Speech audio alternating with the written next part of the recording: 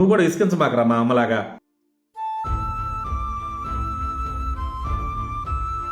పెద్దమ్మా, ఆడు పిల్లకి కాలేజీ ఫీజు 3 లక్షలు కట్టాలంటే పెద్దమ్మా.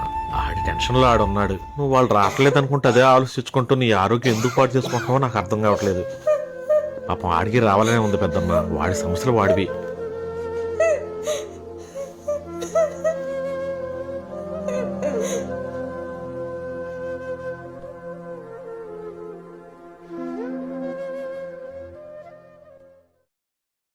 అమ్మాయి ఏమైనా ఫోన్ చేసిందా? ఫోన్ చేయడం ఏంటి, ఇప్పటికి 10 సార్లు చేసి బుర్ర తినేసింది. నాన్నమ్మ అన్నిసార్లు ఫోన్ చేస్తుంది కదా నాన్న, ఒకసారి వెళ్ళి చూసిద్దాం నాన్న. ఏయ్, నువ్వు నోరు మూసుకొని చదువుకో. ఇప్పుడు నీకు 3 లక్షలు కట్టాలి, ఆ టెన్షన్లో ఉన్నారు ఆయన.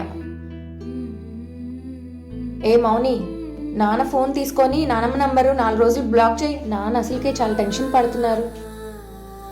నానమ్మ మళ్ళీ బాధపడిద్దేమో మమ్మీ.